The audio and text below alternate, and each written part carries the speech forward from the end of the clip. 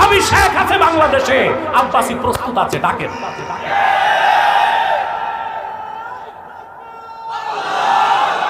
একটি হাদিস যা সকল মুহাদ্দিসদের নিকট সহিহ, ওইরকম একটি হাদিস যে অস্বীকার করবে সে কাফের। আরে আহলে কোরআন দাবিদার স্পষ্ট বলে বুখারী মুসলিম সহ সব হাদিস জাল, তার হাদিস থাকে কথা বলে না।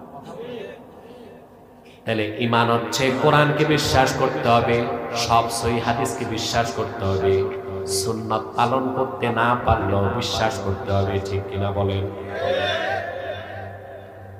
আপনি যদি সুন্নাত পালন করতে না পারেন আপনি কাফের হবেন,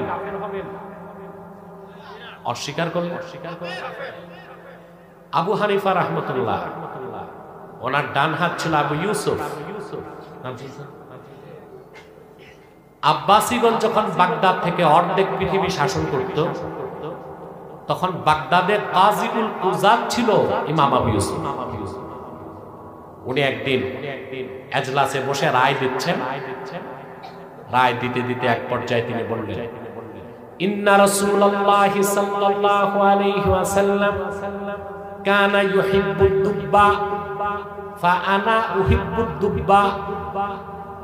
আবু ইউসুফ বললেন, আল্লাহ রাসূল সাল্লাল্লাহু আলাইহি ওয়াসাল্লাম লাউ পছন্দ করতেন, আমি আবু ইউসুফ লাউ পছন্দ করি, আমি এনায়েতুল্লাহ আব্বাসী লাউ পছন্দ করি।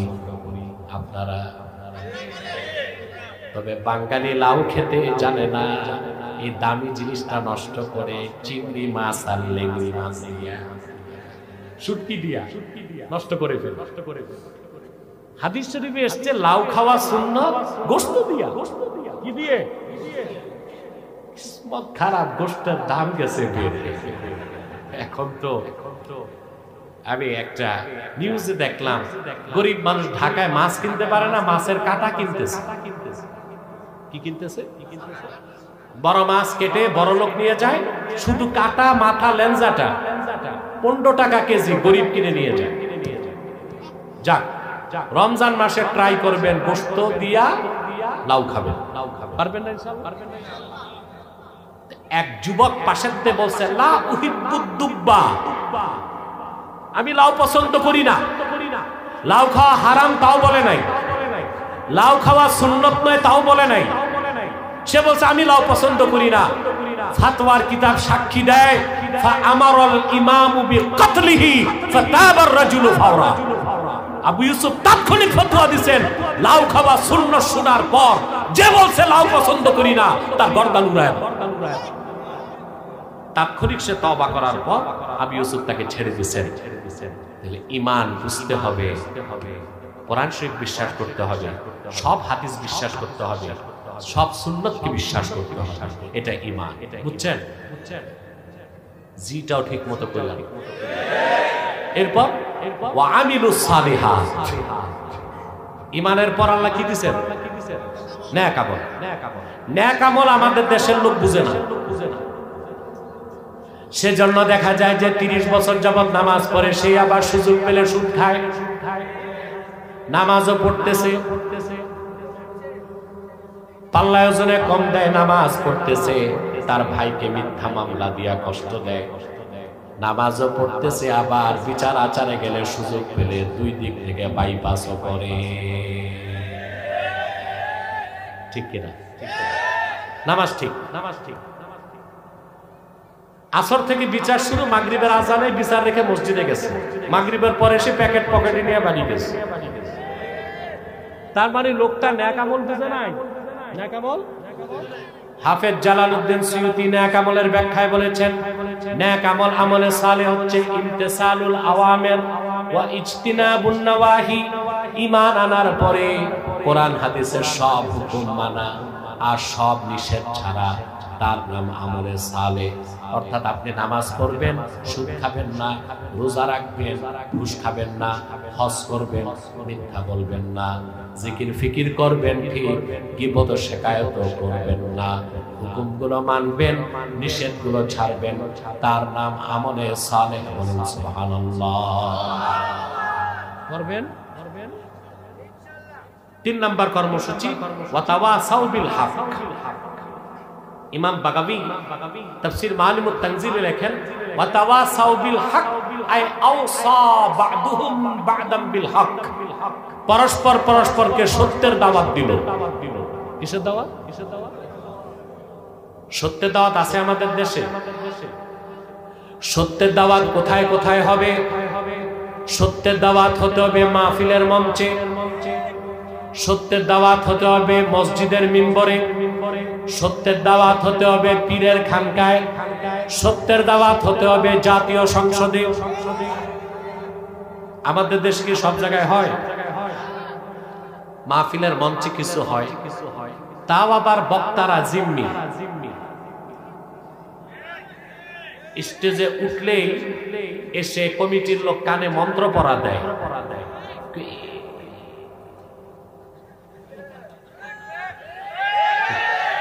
এটা কইেন না, এটা কইেন না, এমনি চলে। কে বক্তা? তো তোমার কাছে ধরা না, আল্লাহর কাছে ধরা। তুমি সেন্সর করার কি? হ্যাঁ, একটা শর্ত দেওয়া যায় যে কেচ্ছা কাহিনী বাদ দিয়া কোরআন হাদিস থেকে যা বলার বলে। ঠিক কিনা? মসজিদের ইমাম সাহেবরা কি সত্যের দাওয়াত পুরা দিতে পারে? কেমনে দিবে? বাংলাদেশে অধিকাংশ মসজিদের কমিটির সভাপতি হয় বেনামাজি। এক ওয়াক্ত নামাজ পড়ে, এক ওয়াক্ত নামাজ। এরে বানায় কি? সভাপতি। আর সেক্রেটারি বানায় দেখা যায় ঘুষখোর। ইমাম সাহেব মিম্বরে বসে এতিমের মতো চিন্তা করে কি ওয়াজ করব। ভাবছে সুদের বিরুদ্ধে কিছু বলি, দেখে সভাপতি বসে। উনি গ্রামীণ ব্যাংকের অফিসার, সুদ গেছে। চিন্তা করি একটু ঘুষের বিরুদ্ধে বলি, দেখে সেক্রেটারি বসা, উনি সাবেক দারোগা। গেছে, সুদও গেছে, ঘুষও গেছে। ইমাম সাহেব শুরু করছে কবরের বয়ান, হাত দিয়ে একটা কাঁদতেছে আর কবরের বয়ান করতেছে। সব খুশি, সভাপতি কয় আলহামদুলিল্লাহ, সেক্রেটারি সুবহানাল্লাহ। তা আপনি তো জিম্মি করে দিলেন ইমামকে, সত্যের দাওয়াত দিতে দিলেন, কথা বলে না। মুসলমানদের তৃতীয় কর্মসূচি পরস্পর পরস্পরকে সত্যের দাওয়াত দিবে। সে সত্যের দাওয়াত হবে ওয়াজের মঞ্চে, মসজিদের মিম্বরে, স্কুল কলেজ ভার্সিটির ক্যাম্পাসে, জাতীয় সংসদে, সব জায়গায় মুসলমান সত্যের দাওয়াত দিবে একজন আরেকজনকে। ঠিক কিনা?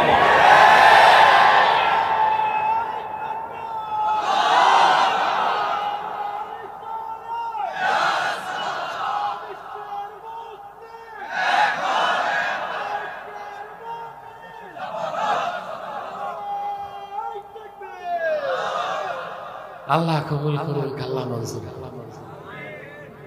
ভাবসাবটা এরকম ছিল যে বৃষ্টি চলে আসবে, আল্লাহ বাঁচে। ঠিক না? আমার মনে হয় আরেকটু টাইম পাবো আমরা। আল্লাহ কবুল করুন। সম্মানিত সুধী, শুনতেছেন কথা? সত্যের দাওয়াত হবে কোথায়? মসজিদের মিম্বরে, ওয়াজের মঞ্চে, মাদ্রাসায়, পীরের খানকায়, স্কুল কলেজে, ভার্সিটির ক্যাম্পাসে।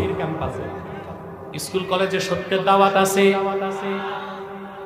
বিজ্ঞানের নামে পড়ানো হয় বিবর্তনবাদ, সমাজ বইতে পড়ানো হয় মানুষ আদিম যুগে জঙ্গলি ছিল। ছোট বাচ্চাদের শেখানো হয় সমকামিতা, ট্রান্সজেন্ডার। সত্যের দাওয়াত না কুফুরির দাওয়াত? সত্যের দাওয়াত না শিরকের দাওয়াত? সত্যের দাওয়াত না চরিত্র বিনষ্টের দাওয়াত? বদলাতে হবে, আমরাই বদলাতে পারি, যুবকরাই পারবে। যুবকদেরকে বলছি, এবার সব তন্ত্র মন্ত্র লাথি দাও, আল্লাহর কোরআনের দিকে ফিরে আসো। তোমরা যুবকরা এক হলেই বাংলাদেশে আরেকবার কোরআনের পক্ষে বিপ্লব সফল করা সম্ভব হবে ইনশাআল্লাহ।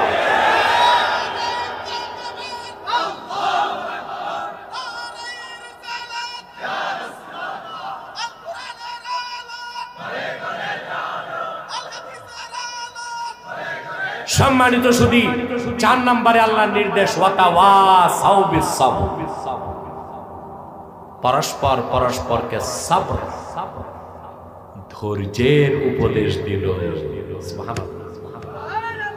4 নাম্বার কাজ কি? সবর, ধৈর্য। জাতি হিসেবে বাঙালি ধৈর্যশীল জাতি না ধৈর্যহীন? এটা বোঝা যায় রিলিফের মাল নেওয়ার সময়। জাতি হিসেবে বাঙালি ধৈর্যশীল না ধৈর্যহীন এটা বোঝা যায় বিজিএফ কার্ড নেওয়ার সময়, রমজান মাসে জাকাতের শাড়ি নেওয়ার সময়। ঠিক কিনা? এত ধৈর্যহীন জাতি পৃথিবীতে নাই। আপনারা যারা বিদেশ সফর করছেন তারা দেখছেন, বিদেশ থেকে 10 ঘন্টা ফ্লাইটে আসে বাংলাদেশে, ব্রিটেন থেকে। ঢাকা এয়ারপোর্টে প্লেন নামতে সব সিট ছেড়ে দাঁড়ায় যায়। কেন? আগে নামবে। কি আশ্চর্য অবস্থা! প্লেনের নিয়ম হচ্ছে প্লেন রানওয়ে থেকে টারমাকে আসবে, হ্যাঁ, বোর্ডিং ব্রিজে প্লেন রিলেট হবে, এয়ার ট্রাফিক কন্ট্রোল অনুমতি দেওয়ার পর পাইলট স্টার্ট বন্ধ করবে, তারপর দরজা খুলবে, তারপর আপনাকে বলবে এবার আপনারা উঠেন। আর বাঙালি বাসের মতো কারবার করে ফেলে, ব্যাগ নামাচ্ছে আরেকজনের মাথা। ঠিক কিনা? আল্লাহ বাঁচাইছে, বাসের মতো প্লেন লোকাল হয় না, নইলে আমাদের প্লেন গুলো লোকাল হইত। ঢাকা যাইতে হেল্পার একটা প্লেনে বাড়ি দেয়, বলতে চান্দিনা চান্দিনা, আর একটু গেলে ফেনী, তারপর 14 গ্রাম, চিটাগাং, এই কক্সবাজার। ঠিক কিনা? খুবই বিশৃঙ্খলা এবং ধৈর্যহীন একটা জাতি। ধৈর্য লাগবে, মুমিনকে সবচেয়ে বেশি ধৈর্য লাগবে। এজন্য আল্লাহ তাআলা 4 নাম্বার কাজ কি দিয়েছেন? সাবর। সুবহানাল্লাহ। মুসলমান, আপনি কি কোরআন পড়তে সময় লক্ষ্য করছেন কোরআনের কোথাও আল্লাহ বলেন নাই ইন্নাল্লাহা মাআল হাজ্জিন? বলছেন ইন্নাল্লাহা মাআল মুসাল্লিন? কথা বলেন। ইন্নাল্লাহা মাআস সাইমিন? নামাজীদের সাথে আল্লাহ আছেন এটা আল্লাহ বলেন নাই। হাজীদের সাথে আছেন এটা বলেন নাই। রোজাদারদের সাথে আছে এটা বলেন নাই। আল্লাহ বলেছেন ইন্নাল্লাহা মাআস সাবিরিন, আল্লাহ আছেন ধৈর্যশীলদের সাথে। সুবহানাল্লাহ। এই জন্য সবর কত বড় জিনিস। এই সব, এই ধৈর্য, এটা 3টা প্রকার। কয়টা? ইমাম বাগাবী মালিমুত তানজিলে লেখেন আস-সাবরু আলা সালাসাতি আনওয়া। সবর 3 প্রকার। কয় প্রকার? এটা বলেই মুনাজাত করে দিচ্ছি। প্রথম হচ্ছে আস-সাবরু আলা তাআ। প্রথম কি? আস-সাবরু আলা তাআ, ইবাদতের কাজে ধৈর্য। যার ধৈর্য নাই দেখবেন সে নামাজ পড়ে না। ধৈর্যহীন যারা, তারা খতম তারাবি পড়তে আসে না, কারণ 1.5-2 ঘন্টা দাঁড়ায় থাকার ধৈর্য তার নাই। আবার কিছু লম্পট আছে, হাফেজ সাহেবকে নাস্তা করায় বলে আজকে একটু তাড়াতাড়ি পড়বেন। কেন? তারাবির পর সে শপিং করতে যাবে, 4 ঘন্টা শপিং করবে, ধৈর্য আছে, কিন্তু 10 মিনিট তারাবি পড়বে বেশি। জুমার দিন ইমাম সাহেব 10 মিনিট বেশি বয়ান করছে, এলাকার বল্টু চৌধুরীরা দেখবেন কাছাকাছি শুরু করে, তাড়াতাড়ি করেন। কেন? শালির বিয়ে খেতে যাবে। জ্যামে যে 2 ঘন্টা বসে আছে সমস্যা নাই, মসজিদে 10 মিনিটের ধৈর্য। সবচেয়ে বেশি ধৈর্য লাগে হজ করতে গেলে। কোথায়? সুবহানাল্লাহ। হজ করতে গেলে চরম ধৈর্য লাগে। বাঙালি অনেক হাজির তো হজই হয় না, প্রতিদিন মুআল্লিমের সাথে ঝগড়া করে।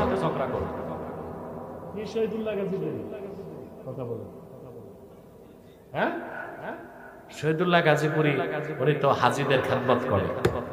আরো আছে বোধহয় মুআল্লিম আছে 2-1 জন। মাশাআল্লাহ, বাঙালি হাজি ধৈর্যহীন।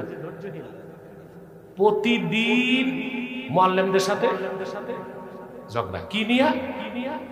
মুআল্লিমরা আদর করে আল বাইত দেয়। কি দেয়? এত দামি খাবার আল বাইত, যেটা খেতে ইউরোপ আমেরিকার হাজিরা সিরিয়াল ধরে।